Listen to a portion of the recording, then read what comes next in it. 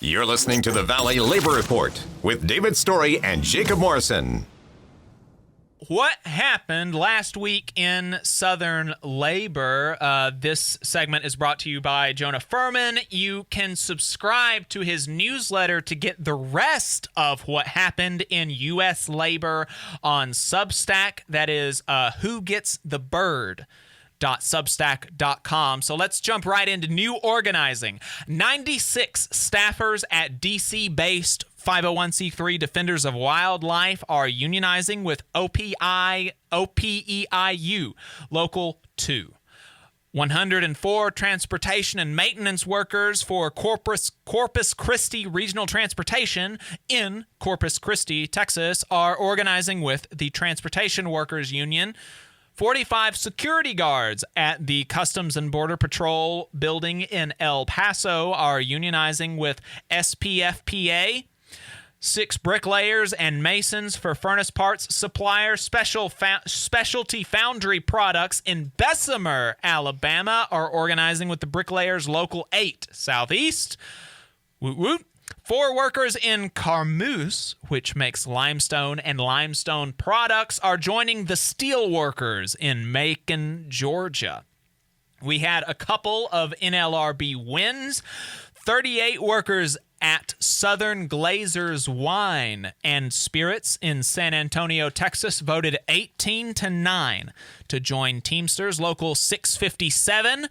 6 staffers at the Ohio River Valley Environmental Coalition in Huntington, West Virginia, voted 3-0 to unionize with the IWW, despite management firing at least one, maybe more, of the organizers. And we have a connection there. Brendan Bates, he is a fellow worker in the IWW. Both of us are dual carders in the IWW. I've had many conversations with him. Adam has had one, at least one with him. He's a very good guy. And so we believe that he will be reinstated at some point in the future. So we're looking forward to seeing another win for the IWW in West Virginia after he gets reinstated. There were a few losses and decertifications. 28 warehouse workers for a UPS Supply Chain Solutions, which is somehow different from UPS, whose warehouse workers are all union in the largest private sector union contract in the United States. 28 warehouse workers for UPS Supply Chain Solutions in Memphis voted 11-13 against joining Teamsters Local 667. 70 security guards at EPA headquarters in Washington, D.C. are forming an independent union, which appears to have broken away from SPFPA, though somehow GUSP is also involved. UGSO is raiding a unit of 8 FAA security guards in Hapeville, Georgia, currently represented by the Protection and Response Officers of America. Strike and bargaining updates. We just finished talking about the Volvo strike, but for those that are just now tuning in, the 2,900 worker Volvo strike in Dublin, Virginia has ended somewhat ingloriously. You can listen to our talk about that on YouTube from the beginning of the show. 1,100 UMWA coal miners are still on strike, and their actions are ramping up with another march in New York City planned for July the 28th and a huge rally in Brookwood scheduled for August the 4th. 20 barbers at Fort Lee Army Base in Prince George County, Virginia, represented by the Laborers International Union, struck last week. And Jonas shouted out the ILR Labor Action Tracker, for catching that one. At issue there is the fact that haircutters who work for a contractor, Sheffield Barbers, get 55% of the fee for a haircut, but when the contractor raised the price from $11.25 to $13, barbers found that they were still only getting 55% of the lower price. As many as 690 metal workers at Arnold Air Force Base in Tullahoma, Tennessee, were on strike for 9 days with Air Engineering Metal Trades Council, with a ratification vote to come yesterday morning, so we will see what happened there next week. I do believe that contract was ratified. It was ratified. And I think the strike is over. Thank you, Adam. And Jonah mentions that it's interesting there that there's almost no information about that, despite it being a pretty big labor action in the South on a military base, which is like triply unusual, which goes to show the, I don't know. It is, and the only thing bonkers. I've been able to find is like local Tullahoma newspaper, Yeah. and even that's been pretty short on details. So that's a running theme on this show, is that there is Right. a lack of media coverage for the labor movement and labor issues. Teamsters with Local 639 have unanimously voted to authorize a strike against Capitol Paving in Washington, D.C., and are expected to vote down the latest contract offer. Bartlesville, Oklahoma firefighters are at an impasse in their contract negotiations as well. There's some internal union politics updates. Bloomberg Law has an interesting look at the number of ULPs workers are filing against their own unions. We mentioned that Rhonda Sisk filed an unfair labor practice against her union president. They were down dramatically in 2020 and seem to be down in 2021 as well, and it is not attributable to job losses. So that would be interesting to figure out what's up with that. Politics and legislation. The Houston Firefighters Association, in their long struggle with the mayor, have gathered enough signatures to get binding arbitration to put on the ballot for a referendum this fall. This is of particular interest to the firefighters there, who have been in legal battles over a raise since 2017. And so binding arbitration, why are they fighting to get binding arbitration? Isn't binding arbitration bad? Well, not always. See, binding arbitration is bad when it is put in contracts without the input of workers and their unions. Binding arbitration can be put into union contracts where there is a neutrally decided arbitration panel instead of an arbitration panel decided completely by the company. So company arbitration, bad. Union arbitration, good. Firefighters in Houston are fighting for the good one. This month, Joe Biden announced a pay raise for federal firefighters to bring them up to $15 an hour.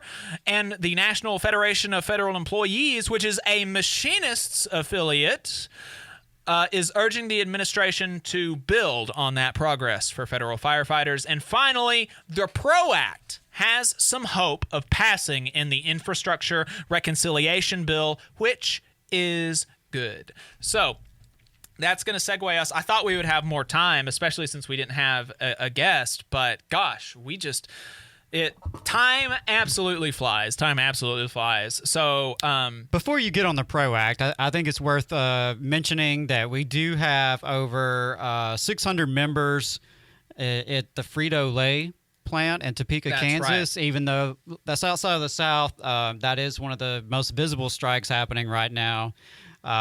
Labor Notes has some good reporting on that. And also a friend of the show, Max Alvarez with the Working People podcast, just put out an episode this week with on-the-ground reporting from that Frito-Lay strike. My understanding is you have 80-hour work weeks. Yeah. You have 712s. 77-cent increase over 12 years for these workers.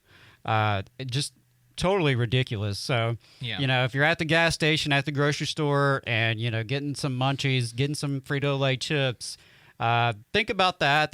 Think about the fact that those workers who are producing those items are definitely getting screwed. They need our support right now. So, encourage you to check out Labor Notes and check out Working People. We need to stay tuned to this Frito-Lay strike. Absolutely.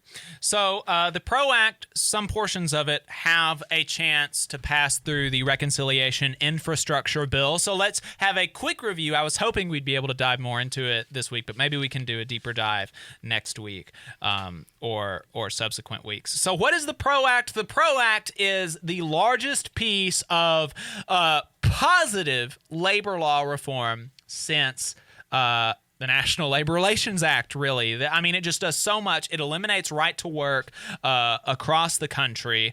It would it would mandate, which this is something that a lot of people, especially conservative talk radio hosts, purposely, I think, misunderstand. It would mandate that employers follow the law in union elections by saying that if you don't follow the law in a union election and before the union election more than 50% of the workforce said that they wanted a union, then if you violate the law, then the government will certify the union regardless of the vote outcome, which is important because that is actually going to give them an incentive to make sure that there is a free and fair election.